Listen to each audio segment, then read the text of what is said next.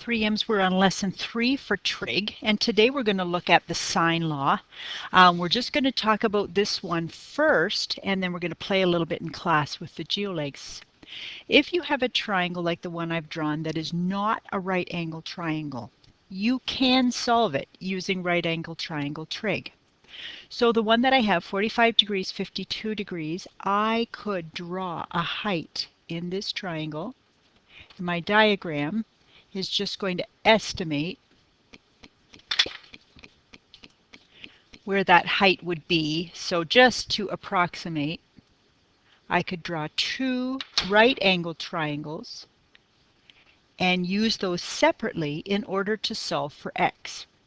So the triangle that I have at the top with the 52 degrees, I could use the 52 degrees and the 17 to find this side y. And then I could use the length of y and the 45-degree triangle to find the length x. So one step at a time. Let's solve for y first. I could set that up, and I'm going to mark my ratios. Here's my right angle right here. So the 17 is the hypotenuse for this triangle. My 52 degrees tells me that the y is opposite to 52 degrees. And this little piece of the puzzle over here is a, and I don't care about that. I want to solve for y. So if I care about the opposite and I have the hypotenuse, I'm going to use sine ratio. So sine of 52 degrees equals opposite over hypotenuse would be y over 17. If I multiply both sides by 17, I have 17 times sine 52. So if I just write them squished, times is implied, multiplication is implied. So 17 times sine 52 is 13.4 approximately. Now I can use y, that 13.4, to solve for x. I have a different triangle. I have one at the bottom where this is my right angle, and so x is the hypotenuse side of it. The 45 degrees is opposite to y, and the adjacent side is this little piece of the puzzle over here. Again, I don't care about that. So I'm going to use sine again. Sine of 45 degrees is opposite over hypotenuse, which is y over x. I happen to know that y is 13.4. Sine 45 is 13.4 divided by x. When I have the variable on the bottom, it can be a little bit tricky. My strategy would be to multiply both sides by x. That's a times sign and an x. Sorry about that. Times x on both sides so that my x is gone. I am left with 13.4 and x times sine 45. To get x by itself, I divide both sides by sine 45. So what it looks like is that I've switched places with the x and the sine 45. I have a division. 13.4 divided by sine 45. 18.95. We'll go with approximately 19. I don't think we had units for this one. So what we're going to get you to do is to play with the geolegs. And I am going to ask you to create an acute triangle. That means that all of your angles are smaller than 90. So yours is going to look different than your neighbor's. But if you could create one of those, and we're going to have you measure each of the angles and the lengths of each of the sides and write all of that down. And then we're going to figure out some ratios. I'll be working with you on that. Then we're going to do a few sine law problems together after we've thought about it for a little while.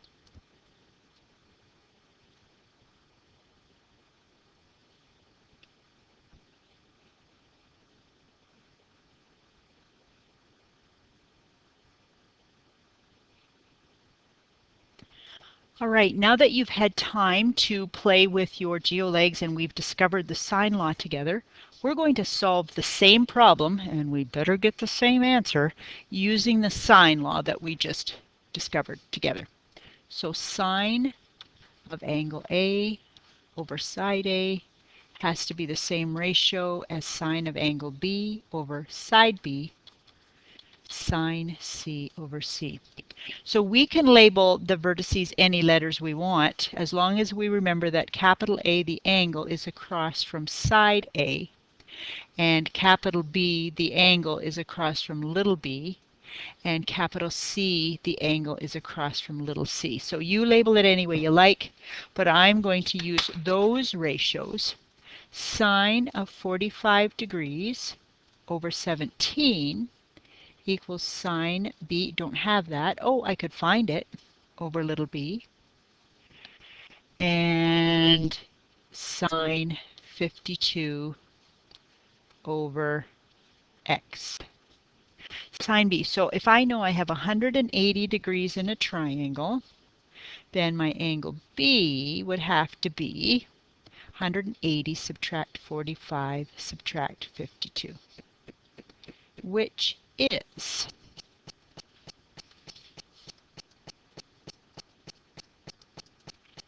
83 degrees. I'm not really interested in finding side B, but it's a good reminder that we can find the interior angles of a triangle by adding to 180. So I look at my three-way ratio, and I always write all three ratios, and I think about what it is I'm trying to find. I'm trying to find x, and I have this ratio complete, so I really don't care about the one in the middle. So I'm going to rewrite that so that I can solve for x without too much extra information in the way. Okay, if I want to get x by itself, I don't like that x is in the bottom, in the denominator.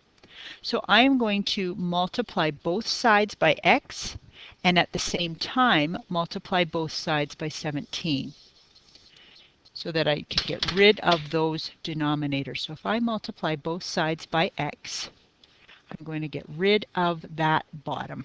So I'm going to have sine 52 x times sine 45. If I multiply both sides by 17 at the same time, I can get rid of the 17, and I'm going to have a times 17 on this side. A lot of you word that as cross multiply. So I've lost the denominators on both of those, and I want to get x by itself. I'm going to divide both sides by sine 45.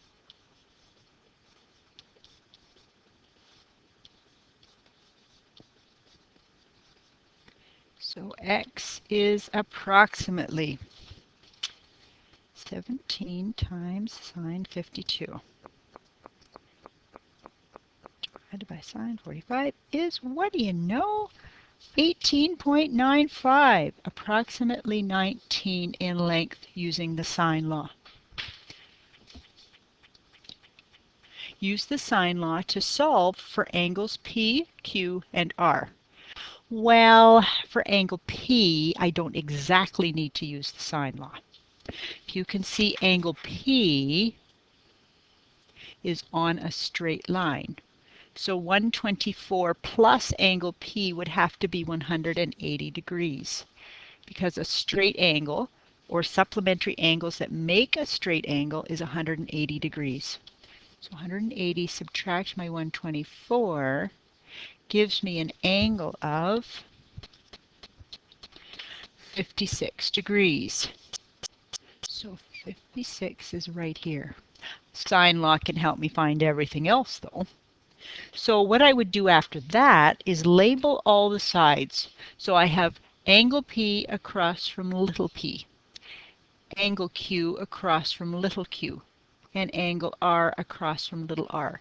Let's set up the sine ratio. We have different letters of the alphabet, but sine P over P equals sine Q over Q equals sine R over R. I'm going to fill in the values that I know. I might not need all three ratios, but I always write them down. Sine 56 degrees over a length of 98 equals sine q over q. Don't have either of those. And sine r over side 112. Well, right now, I don't have any information for q. So I'm going to, again, use the outer two ratios, this one and this one together, to solve for angle r. So I'm going to rewrite them. You don't have to. But sine 56 over 98 equals sine r over 112. This is a little easier as far as cross multiplying goes, but we need to remember how to use a calculator to find an angle.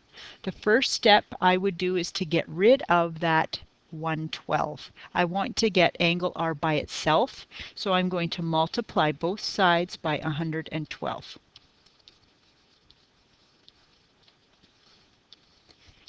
And that leaves me with just sine r on the right side. If I want to get angle r by itself, I need to use second function sine, which is the opposite of sining something, of all of that ratio. 112 times sine 56 over 98. That will take us some care with our brackets, and that will give us angle r, which is approximately 71 degrees. We have also been asked to find angle Q. So we found angle P from supplementary angles. We found angle R by using the sine law. We could cheat again and get angle Q. We know that all three angles inside of a triangle also add to 180. So if I do 180, subtract the 56 for P and the 71 for R, I would be left with angle Q, which leaves me with 53 degrees. Let's just do a word problem together. Okay, a wall that is 1.4 meters long has started to lean and now makes an angle of 80 degrees with the ground. So walls should make an angle of 90 degrees with the ground, but this one is having trouble. Okay, so here's the ground. Oh, silly smartboard. There's our wall, and we've grabbed a 2-meter long board, and it's jammed between the top of the wall and the ground to prop the wall up. So I am drawing a rough diagram. I have no idea what angle that's supposed to be, so I'm just going to give a rough diagram. The board is 2 meters. The wall is 1.4 meters. And we're assuming that the ground is level, so pretend that this smartboard isn't quite so lumpy. Okay. I am asked for A. What angle does the board make with the ground? So I want to know theta. So we'll let that angle be theta. What angle does the board make with the wall? I want to find this angle. I'm going to call it a different Greek letter. I'm going to use alpha again. And I want to find alpha for that one. How far is the board from the wall along the ground? So I want to solve for x along the ground. So one step at a time. Let's solve for angle theta. So question A. I don't have a right triangle here, and I don't really want to divide it into two parts and do all of that work. I'm going to use the sine law. I can use the sine law because I have an angle side pair. I have the 80 degrees across from the two, so I know that one of my ratios will be complete, and it will be easy to use the sine law. For sake of convenience, I'm going to label my corners with 3 letters of the alphabet.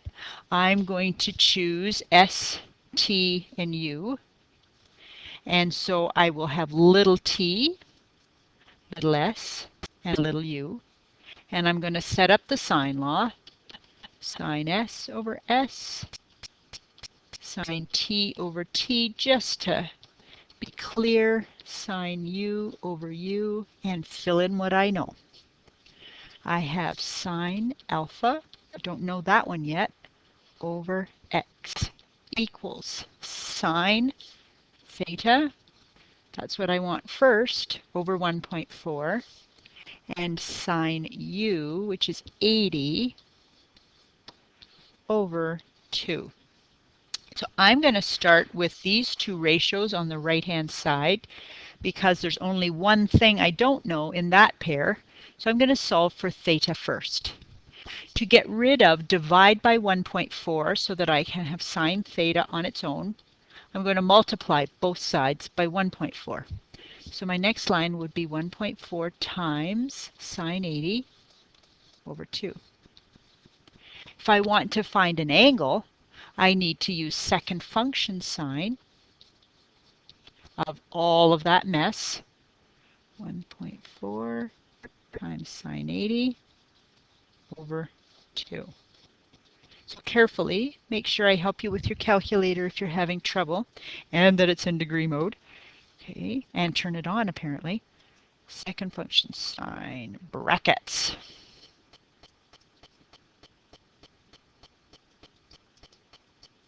Divided by 2 is 43.6 degrees. Okay. Part B asks us to solve for angle S or alpha. If I want to solve for that angle, I already have two of them in that triangle. So the laziest and most efficient way to solve is that angle alpha equals 180 degrees, subtract the other two that I know. So angle alpha is approximately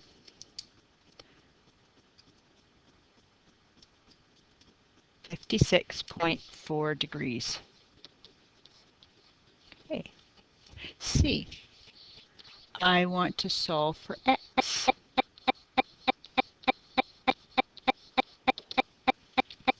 To find the length of x, I'm going to go back to my ratio up above, and I am going to fill in alpha that I know. So I'm looking right here, sine of alpha, which is 56.4 over x equals, doesn't matter which of the other two ratios I use. I'm going to use the one that's right next door, sine of 43.6 over 1.4. Let's solve for x. Again, we have a variable on the bottom, so I'm going to multiply both sides by x and both sides by 1.4. You've often worded it as cross multiplying.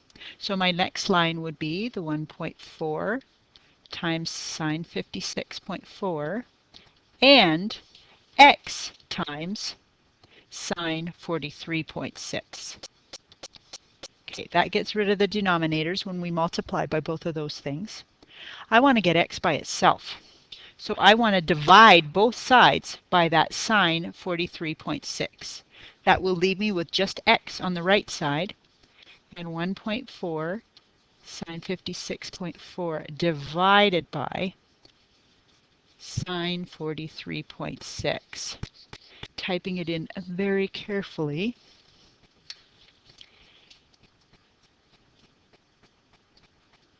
I was determined not to do any estimating tonight. Do it with a calculator so I don't give you steer you wrong direction. 1.7. That doesn't seem right. 1.7. Actually, as we look at that triangle, I had a length of 1.4. So a length of 1.7 does fit in as long as it's across from a larger angle because those ratios should match. So an angle of 43.6 across from the 1.4 and an angle that's bigger, 56.4, across from a 1.7, it does make sense.